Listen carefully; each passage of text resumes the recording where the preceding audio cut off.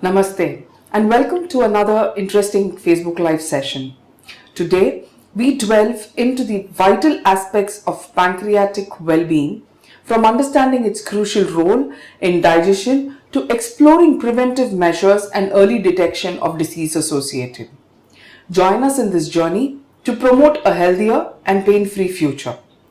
Today, we are very fortunate to have with us Dr. Santosh Anand K, Consultant Surgical Gastroenterology, Minimally Invasive GI and HPB Surgery at Apollo Hospital's Greams Road, Chennai, with us. With his vast knowledge, Dr. Santosh will guide us through the world of pancreatic health, sharing his expertise and answering all your questions. A very warm welcome to our Facebook Live session, Doctor. Thanks. To start with, can you explain what are the most common pancreatic disorders and what could be their symptoms? So, pancreas as such is an organ required for two things. One is for digestion of the food which we take inside, and another thing is for maintenance of our blood sugar. So, any disease related to pancreas will impact these two factors.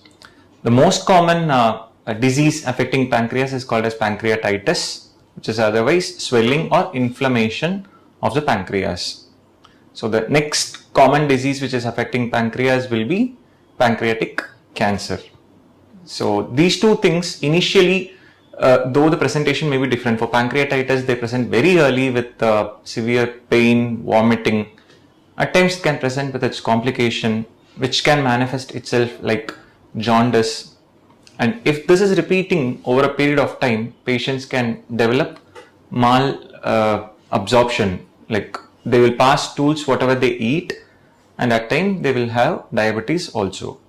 Pancreatic cancer on the other hand usually presents late with weight pain, weight loss, loss of appetite, not feeling hungry at all, and at times with jaundice also.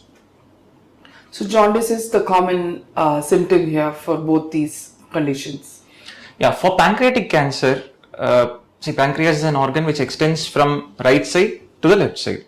So it's a leafy shaped organ, starts from just to the right of our vertebral column, extending, crossing the midline and extending into the left corner. So those cancers which arise in the right side of the pancreas, it is otherwise called as head of pancreas, do manifest with jaundice, whereas those arising from the middle or the left of pancreas may not manifest with jaundice. Having said this, the incidence of cancers or the incidence of pancreatitis sequelae, like certain complications happening due to pancreatitis, are commoner in the head region or the right side of the pancreas, and so yes, they do manifest with jaundice. Doctor, speaking of symptoms, could you tell me if alcohol consumption and pancreatic health have any relation to each other? So we just discussed about two conditions, pancreatitis and pancreatic cancer. So in pancreatitis, there are two types. Acute pancreatitis, which means the symptoms and the start of disease are together. Chronic pancreatitis means the disease would have started quite earlier, but symptoms are presenting now due to repeated insult over a period of time. So these two things, the common factor is alcohol. So alcohol can cause both acute pancreatitis and chronic pancreatitis. Not just this, it can also lead to pancreatic cancer, particularly when it is associated with smoking. So once we see a patient suffering from acute pancreatitis, mostly caused due to alcohol, they are in active productive age group, means somewhere between 25 to 40. At times they may be the only breadwinner of the family, and when they suffer a lot, going to ICU, spending nearly 2 to 3 months in hospital, nearly a month in ICU, and returning back with some disability, I will not hesitate to say, please say no to alcohol every time, let it be the first time. Doctor, you spoke about pancreatic cancer being diagnosed at a very later stage, or rather it being kind of non-symptomatic. Could you tell me what are the early signs of pancreatic cancer, if at all we could identify and reach out to an expert? So pancreatic cancer, particularly when it affects the right portion of pancreas of the head, it can usually present with jaundice. How it manifests, like someone may notice our eyes becoming yellow, or our urine may be unusually yellow even if we had quite good amount of fluids the previous day. Patient can pass pale color or white color stools. Patient may have itching, severe itching throughout the body. In addition to this, patient may have decreased appetite and unintentional loss of weight. The meaning of unintentional is you are not wanting yourselves to lose weight, but it gets less without your knowledge. So these are the most common symptoms of pancreatic cancer. If we develop one of these symptoms, do not hesitate to consult a physician, get your results examined, so that if we identify them at early stage, still near cure is possible. Doctor, you mentioned about a patient developing even diabetes because of pancreatic problems. What is the relationship between diabetes and pancreatic health, doctor? So, as we discussed very early, pancreas is the center stage of maintenance of blood sugar. So, it secretes a hormone called as insulin. Not only insulin, it also secretes certain other hormones like glucagon and so on. So, insulin, the hormone secreted from the pancreas, is necessary to reduce the blood sugar. Like whenever we eat, sugar from the gut enters the blood, and from there it is sent into storage organs by insulin. Now, glucagon, another hormone secreted by the pancreas, so its function is to mobilize the sugar from the storage organs into the blood. So these two are secreted by pancreas in addition to so many other hormones also. Now, whenever pancreas is getting affected either by pancreatitis or at times pancreatic cancer, what happens is the number of units secreting these hormones decrease. There is a condition called as type 1 diabetes mellitus, in which our body, due to some genetic reasons, destroy the cells producing the insulin. So these patients can develop diabetes as early as their first decade, even in first year of their after birth. So it's the center stage of maintaining blood sugar.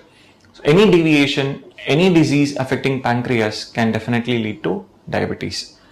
But just remember one thing, there are numerous number of cells within the pancreas. So in early stages, usually we don't develop diabetes, but whenever we develop diabetes due to pancreatic disease, it means it is slightly in an advanced stage. What role does genetic play, or does it play a role at all in pancreatic health, doctor? And what is the risks of developing pancreatic diseases? So genetics, one, it can cause type 1 diabetes mellitus. We produce auto-antibodies. Antibodies are usually meant to fight against bacteria, viruses or other organs coming from outside. Auto-antibodies means due to some genetic disorders or due to some disorders, they start sensing our own body cells as foreign and start attacking them. So type 1 diabetes mellitus usually happens when our own antibodies act against our own beta cells. Beta cells are those which secrete insulin. So this can happen due to genetic reasons. Certain other conditions like chronic pancreatitis, repeated insults of swelling of pancreas at smaller intensity. So this can happen over a period of years or decades and ultimately lead to a situation that the total number of units secreting the enzymes required for digestion and the total number of units required to maintain blood glucose are decreased. That can lead to a stage called as chronic pancreatitis. Few conditions can lead to cancers also. Like if we possess these genetic disorders, some can have pancreatic cancer also, which can spread through the generations. Doctor, speaking about all these conditions and their treatment options and the symptoms, are there screening options available to identify pancreatic problems or conditions, and why should we consider them? So in India, screening for general population is not feasible because the number of people getting pancreatic disorders versus the entire population, the denominator, is quite varied. Whereas in countries like Japan, where the number of people at risk divided by the total population is quite favorable to do a general screening for the entire public. But in India, we can follow a high risk screening, which means those patients who have certain higher risk to develop pancreatic disorders can subject themselves to screening, like those who are regular consumers of alcohol, those who are regular smokers, those who have developed jaundice earlier, those who had their siblings or parents or grandparents getting affected by pancreatitis or pancreatic cancers, then they can subject themselves to certain screening tests. Having said that, what are the screening tests for pancreatic disorders? General body checkup, which definitely checks one's fasting blood sugar. If it is altered, they will check the HbA1c also, which gives a broader idea of how your sugar was over the past 3 months. Ultrasound scan can give us an idea about, a vague idea about what are the lesions or small tumors are there, whether they are occupying the pancreas or not. And if we find any positive things in these tests, then they can be subjected to advanced tests like CT scan, PET scan or MRCP, so that the test is also cost effective. At the same time, we do not over investigate patients who may actually not have any pancreatic disorders also. So, what are the latest breakthroughs in the treatment of pancreatic cancers, doctor? So, any cancer, the management is multimodal. The solid organs like liver, pancreas, and intestines, lungs, and these solid organs within the body, the center stage of the management is surgery. So, in surgery, pancreas disorders, the latest big breakthrough is operating a patient with laparoscopy and robotic surgery. Now, we all know that laparoscopic or robotics approach an organ through small holes with one's abdomen, within one's abdomen, and then do the surgery however big it is required. What I mean to say is that if it is a big organ, we need not put a big incision. Through small hole itself, we can enter and do whatever surgery required. Since the incision is very small, patient's pain is less, post-operative recovery is fast, the number of days he or she needs to stay in ICU is less, hospital stay comes down, and the time one can return back to their normal activities, even though it's Turner's activities, is quite earlier. Earlier days with open surgery, sometimes a person who was doing a Turner's work may not be able to do a Turner's work after surgery at all, but this is definitely possible after laparoscopic and robotic surgery. Now, with this, one can have a query within themselves that since it is a cancer, will you be able to remove the entire thing in laparoscopic or robotics? Yes, the vision of laparoscopy and robo is 4 to 10 times magnified. So, we see things better, we avoid injury to vital structures nearby in a better way. Thereby, we don't compromise in the radicality. Radicality means removing the cancer tissue, but at the same time, the function preservation without injury to vital adjacent structures is also ensured through both laparoscopy and robotics. And there's a lot of precision as well. Definitely. Doctor, when it comes to pancreatic health, what are the support and resources that are available for patients today in understanding the condition? So, we do have regular health checkups. As I said, those who are above 50 years, it is recommended for themselves to subject themselves for regular health checkups. Certain conditions like jaundice and deranged blood sugar or early diabetes can be easily picked up with this health checkups. And if we suspect something, then they can be subjected to further investigations. At the same time, there are lots of health programs also going parallelly. WHO has declared certain months for every cancer also, certain months for pancreatitis also. Those months, there are lots of broad media and social media where people discuss, doctors discuss, paramedics discuss about the pancreatic health. And I'm pretty sure that in this era of social media, our access to the social media is quite easier. If we utilize them in a proper way, we can get ourselves enlightened with the knowledge of pancreatic health and avoid diagnosing something at a later stage where cure may be difficult. Whatever the thing, prevention is better than cure. And I would like to add one more thing. If it is diagnosed at an early stage, near cure is possible. Doctor, you mentioned about the treatment options available for pancreatic cancer. Could you tell me how is pancreatitis treated? So pancreatitis, I would divide this into both acute and chronic pancreatitis. First, we will see about acute pancreatitis. So 80% of the patients who develop acute pancreatitis will have pain and vomiting. It usually settles within a week or so. 20% of them will have severe pancreatitis where these conditions do not settle, and what happens, patient ends up in hospital and ICU. So pancreas is an organ which secretes certain enzymes to digest our food. In pancreatitis, what happens, particularly in acute pancreatitis, those enzymes enter our body itself and start digesting our own body cells also. So it can lead to a collection around pancreas which can get infected. It can compress on adjacent structures like small intestine, bile duct, thereby it can cause severe vomiting and jaundice respectively. It can compress on important blood vessels also. At times blood vessels may rupture also. So this do not happen in everyone, but only a small proportion of patients, 20%. Not only affecting pancreas or adjacent structures, those enzymes can incite a toxic response in our body.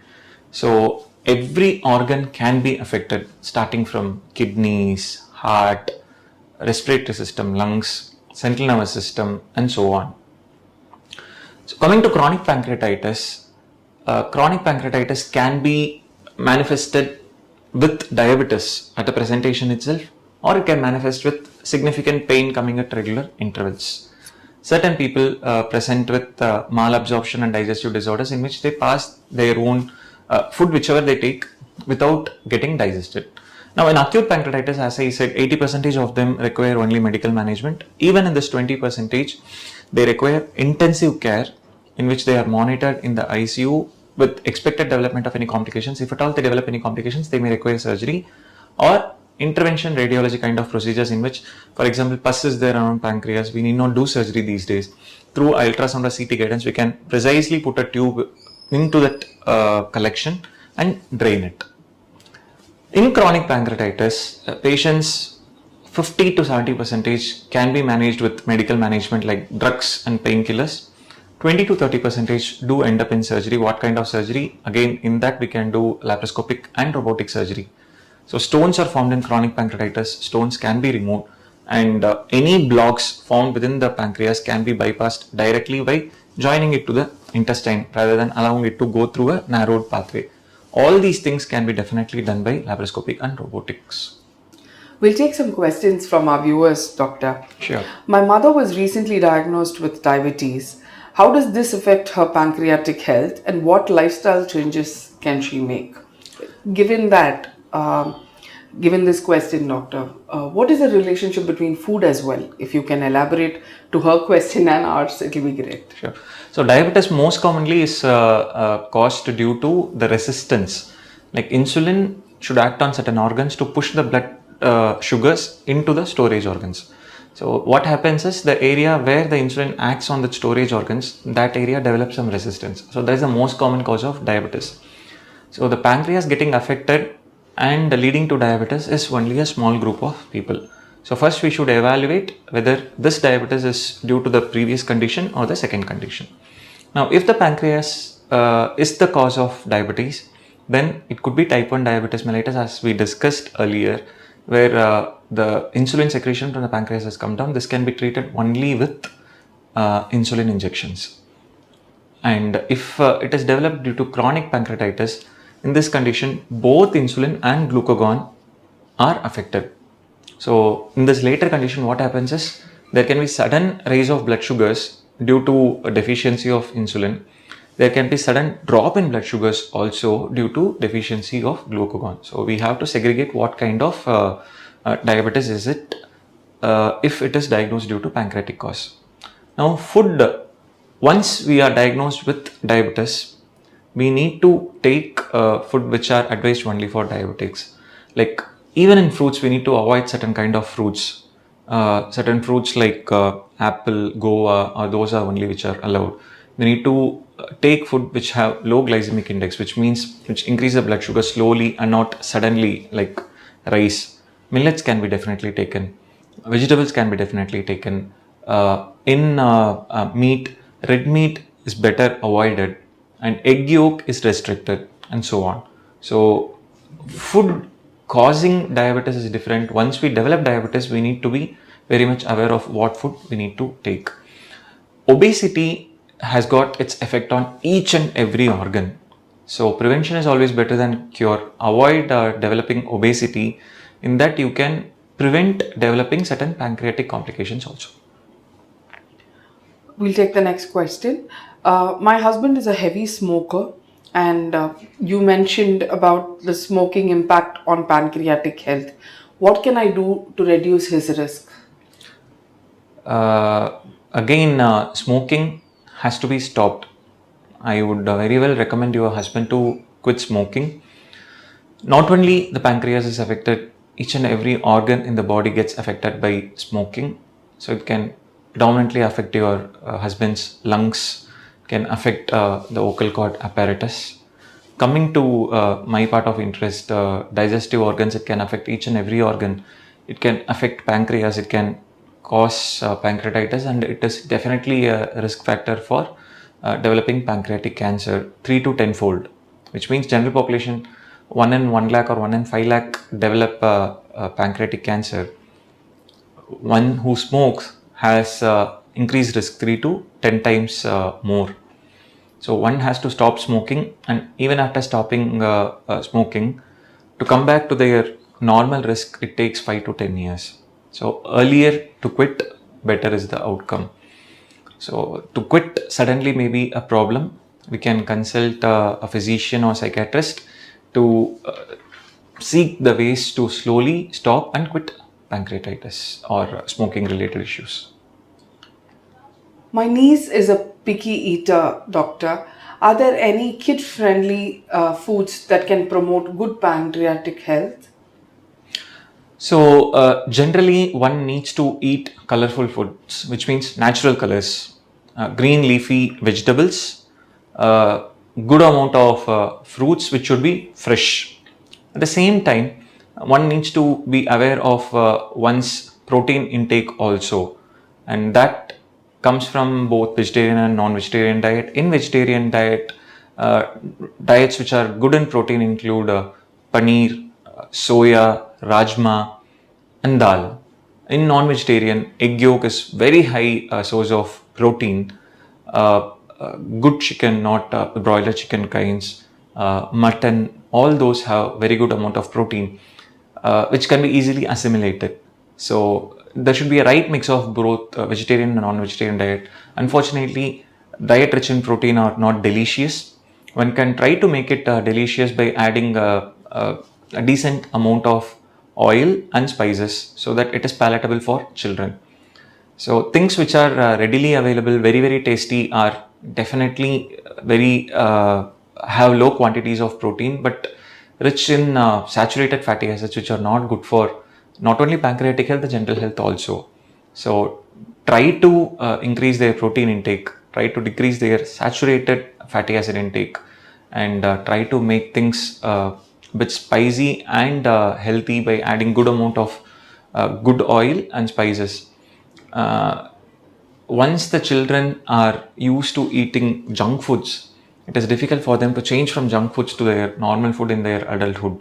So as a parent myself, and I would recommend you also to enlighten the children which are good food, which are bad food, and start engaging themselves in eating good food starting from their childhood, maybe in the toddler age itself, so that it's not difficult for themselves to maintain their health when they become adults.